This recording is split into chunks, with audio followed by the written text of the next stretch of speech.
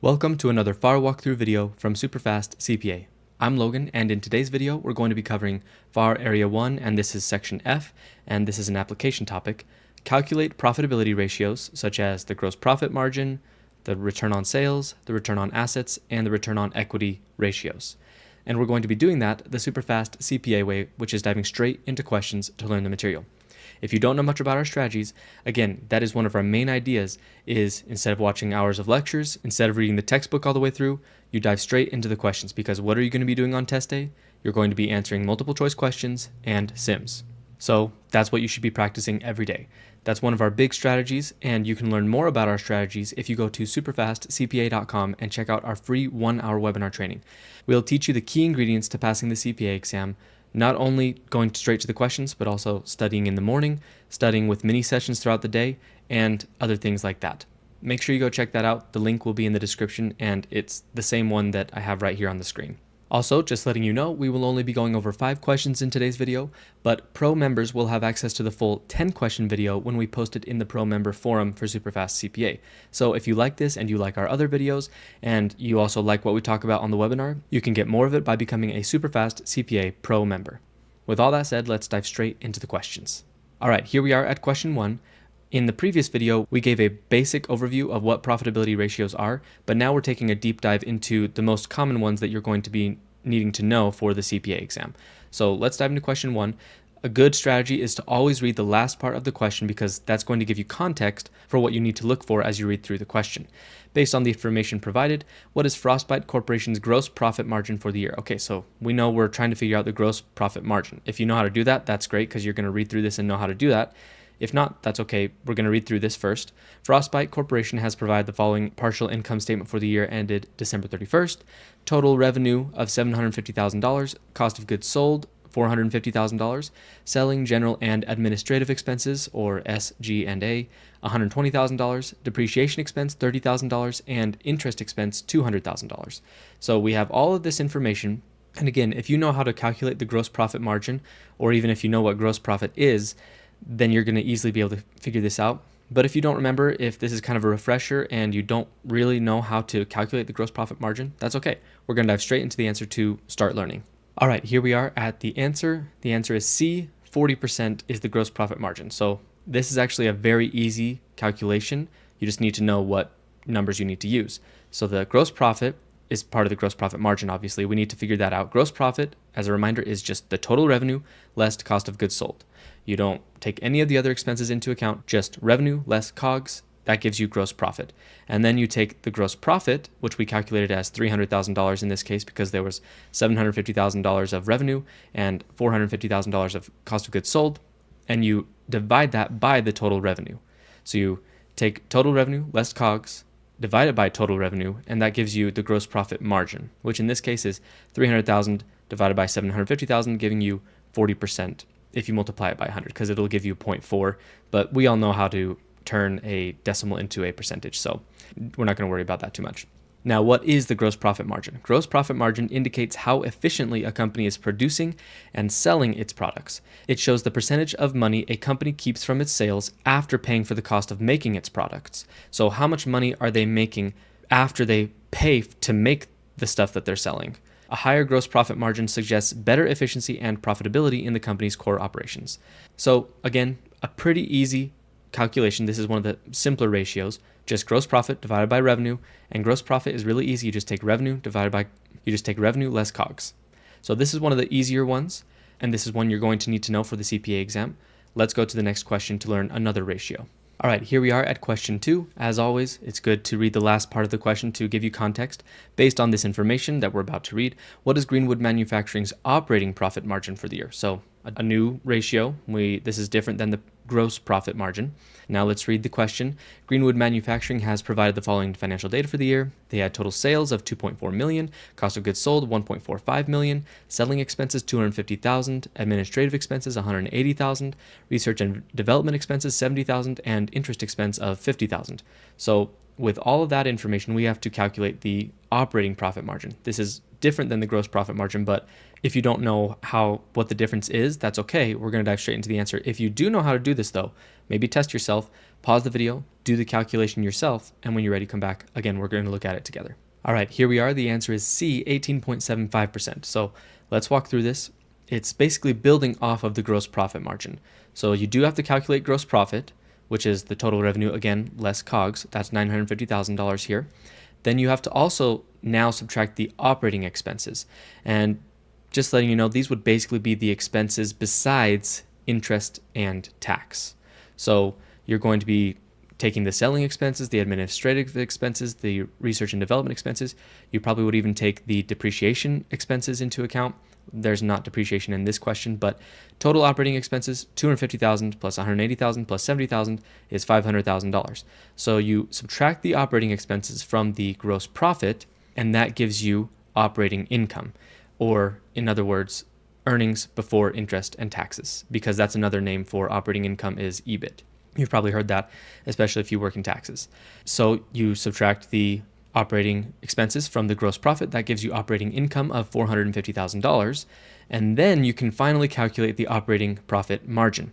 Now, this is also called return on sales. You might notice from the beginning of the video when we were talking about the blueprint topic, the blueprint calls this return on sales. So you'll probably need to remember both of these names. It may ask you operating profit margin. It may ask you return on sales. They're the same thing. Essentially, it's operating income divided by the total revenue. So we figured out the operating income already, which is, again, the gross profit less the operating expenses. And then you divide it by the total revenue, and that gives you 18.75% in this case, because $450,000 divided by 2.4 million is 0.1875. Now with that, again, I want to explain a little bit what return on sales even means, or again, the operating profit margin. This measures how efficiently a company is turning its revenue into operating profit. So it's very similar to the gross profit, but this time it's taking into account a bit more of the expenses. It's looking at the operating income. It shows what percentage of revenue is left after covering the cost of goods sold and operating expenses. Again, we're building off of the previous one. A higher return on sales means the company is better at managing its core business operations and keeping more profit from its sales. So again, very similar to gross profit margin. It just shows how much of their money they're keeping after some of their expenses. Gross profit margin was just COGS. This one is COGS and operating expenses. Now let's go to the next question to learn another ratio, or another profitability ratio. All right, here we are at question 3. Again, as always, read the last part of the question to give yourself context. Based on this information, what is Brightstar Corporation's net profit margin? So another profit margin. We've talked about gross profit. We've talked about operating profit. Now we're talking about net profit. So by the way, keyword net, you can probably figure this one out, but let's go ahead and read through it. Brightstar Corporation has provided the following income statement. Total revenue of $4.8 million, cost of goods sold $2.9 million, selling expenses $450,000, administrative expenses $350,000, marketing expenses $200,000, depreciation expense $120,000, and interest expense of $80,000. So with all that information, you have to figure out what the net profit margin is. I think you can probably take a guess for this one. Pause the video and think about what gross profit margin was, what operating income margin was, and just think about what those entailed. What would the net profit margin? Think of the word net. You can probably figure this out. Oh, and don't forget, the company's income tax rate is 25%. Don't forget that one as well. Pause the video, do the calculation, see if you can get this right, and come back when you're ready. All right, the answer is A, 10.9%. So this is the net profit margin. Let's walk through this. Basically, these past three have just been building on each other. Gross profit was just looking at the gross profit. Operating income was only looking at the operating income. And as you probably guessed it, net profit margin is looking at the net income compared to revenue. So this one, you just have to figure out the net income and then divide it by revenue. So let's walk through this just to make sure you remember the steps, how to get there. You can pretty much just deduct everything from the revenue because you're trying to get to net income. So we figure out the operating income because we kind of can just skip the gross profit because we're just going to take total revenue and subtract everything, except for now we're subtracting interest expense as well. So we take the operating income of $780,000, subtract the $80,000 of interest, and that's $700,000. This is the furthest we've gotten down the income statement for these different ratios. But we also have to keep going. You have to calculate the tax expense, which is why you have to take out the interest. That gives you income before taxes. Now we take the income before taxes and multiply it by the tax rate that was given, which was 25%, and that gives us $175,000 of tax expense. So we take this $175,000, subtract it from income before taxes, and that gives us a net income of $525,000. So again, this is not too difficult. You've definitely done net income calculations before. So you have to get the net income. A lot of times it'll just be given to you if you have an income statement. And then you can calculate the net profit margin, which is just the net income divided by the total revenue. And that gives you $525,000 divided by 4.8 million, 10.9%. So that is the net profit margin. We've talked about 3 different profit margins so far: gross profit margin, operating profit margin, or that one's also called return on sales sometimes, and then net profit margin. They all just build off of each other. So you just need to know what goes on the top of the equation. For gross profit margin, gross profit goes over revenue. For operating income or operating profit, operating income goes over revenue. For net profit margin, net income goes over revenue. So they're all doing the same thing, just looking at the income at different points in the income statement to see different efficiencies. So with that, we now know how to do 3 of the profitability ratios. Let's go to the next question. All right, here we are at question 4. As always, read the last part. Calculate the return on assets, or the ROA, for Lakeside Electronics for year 2. So now that we have that, we can go through the rest. Lakeside Electronics has the following information for the past 2 years. Year 1, they had net income of $320,000. Total assets at the end of the year for year 1 was $2.8 million. Year 2, net income of $360,000, and they had total assets at the end of that year of $3.2 million. So with that information, now we know we're supposed to calculate the return on assets. If you've done this before, that's great. Pause the video and do the calculation. If you don't remember how to do this ratio, that's okay. We're going to dive straight into the answer to learn it together. All right, here we are at the answer. The answer is C, 12%. So let's walk through this. Return on assets is pretty simple. You take net income, divide it by the average total assets. So the average total assets is probably going to be the thing that you might forget if you are doing this calculation. So make sure you remember that this is how you calculate average total assets. You take the beginning total assets plus the ending total assets and divide it by 2. Now, what is the beginning total assets? Let's talk about it. Beginning total assets may be given to you, so they might just tell you this was the beginning of the year total assets, but more likely they will just tell you the end of the year total assets for the previous year. So in this case, that was year 1. They gave us the year 1 ending total assets, and that is also the beginning total assets for the current year. So that's what we're going to be using. So the total assets at the end of year 1, 2.8 million, that's the beginning total assets for year 2. Then total assets at the end of year 2, 3.2 million. So we add those together. 2.8 plus 3.2 million, that gives us 6 million. Divided by 2, that gives us 3 million. So the average total assets for year 2 is $3 million. Now that we know the average total assets, we can go over here to calculate the return on assets. ROA, again, is net income divided by average total assets. We know the net income from above was $360,000. That's for year 2. Remember, that's for year 2. Divided by 3 million, that gives you 12% for return on assets. Now, what is return on assets? The purpose of return on assets is to measure how efficiently a company uses its assets to generate profit. So how well are they using, their equipment, their buildings, different things like that to make money? A higher ROA means the company is more effective at converting its investments in assets into profits, making it a useful metric for comparing the performance of companies in the same industry. So they're seeing how well are we using our assets to make money compared to our competitors. So return on assets, not super difficult if you remember how to calculate average total assets. Just net income divided by average total assets, and average total assets is just the beginning total assets at the beginning of the year and the ending total assets together, divide it by 2, and that gives you the average total assets for that year. Let's go to the next question to learn another profitability ratio. All right, here we are at question 5. Let's read the last part. Using this information, what is Granite Ridge Corporation's return on equity, or ROE, for year 2? So very similar to the previous question, but now it's ROE instead of ROA. Let's read this. Granite Ridge Corporation had the following for the 2 years. Year 1, net income, 1.1 million. Shareholders' equity at the end of the year, 4 million. Year 2, net income, 1.2 million. Shareholders' equity at the end of the year, 5.2 million. Additionally, they also paid out preferred dividends totaling $300,000 during year 2. So they not only have net income of 1.2 million, but they paid out preferred dividends of $300,000. So is that going to matter? We're not sure if you don't know how to do ROE. If you know how to do return on equity, do the calculation, and when you're ready, come back. If you don't know how to do it, that's okay. Again, we are learning how to do this together through the questions. Let's go ahead and go to the answer. All right, here we are at the answer. The answer is C, 19.6%. So let's walk through this. ROE is net income available to common shareholders, and we'll talk about what that means, divided by the average shareholders' equity. Very similar to ROA. Let's talk about the average shareholders' equity. It's beginning shareholders' equity plus ending shareholders' equity. Same exact thing. Beginning shareholders' equity might be given to you, but more likely you're going to know the ending shareholders' equity from the previous year, which is the beginning shareholders' equity for the current year. So if they give you year one ending shareholders' equity, then you know year two, that is also the beginning shareholders' equity. So that's what we did here. The year one ending shareholders' equity was $4 million, and then the ending year two shareholders' equity was $5.2 million. Add those together, that's $9.2 million divided by 2. That's $4.6 million as the average shareholders' equity. Now that we know the average shareholders' equity, we come down to net income available to common shareholders. What does that mean?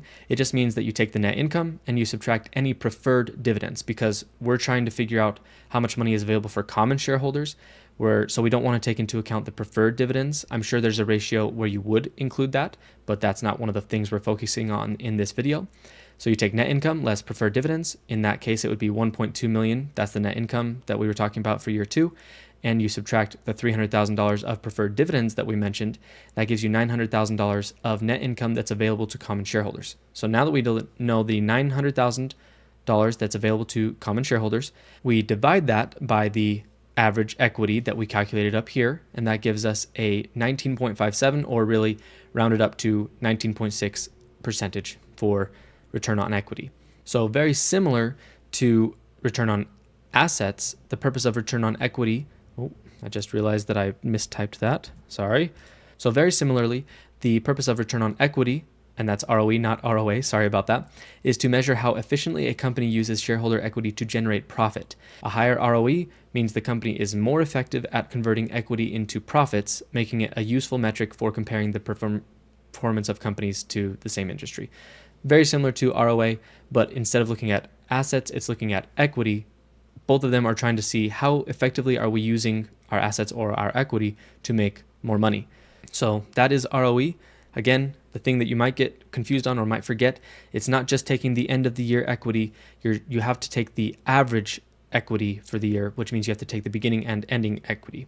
With all that, we learned 5 profitability ratios that you're going to need to know for the CPA exam. Before we go any further, let's do one more part of the process called pillar topics. Now, the idea behind pillar topics is as you're going through the questions, you will notice the things that keep popping up. You've seen 4 questions all about trying to calculate the net profit margin. Okay, so obviously this is going to be important for the CPA exam or whatever the case may be. So once you see that pattern, you take a second and write down your summary, your understanding of that topic as a pillar topic, so that you have this running list of the important things from the questions that you've learned for the CPA exam. Let's go ahead and look at the pillar topics for this video.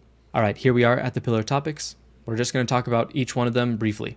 First is the gross profit margin. We talked about that at the beginning. This is revenue less COGS divided by revenue. What's the point of gross profit margin? It indicates how efficiently a company produces and sells its products, showing the percentage of revenue that exceeds the cost of goods sold. Higher margins suggest better production efficiency. Basically, how much money are they making after they pay for making the product that they're selling?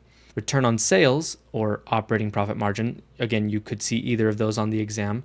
The blueprint calls it return on sales, but operating profit margin is probably more common. This equals operating income divided by revenue. Remember, operating income is basically earnings before interest and taxes.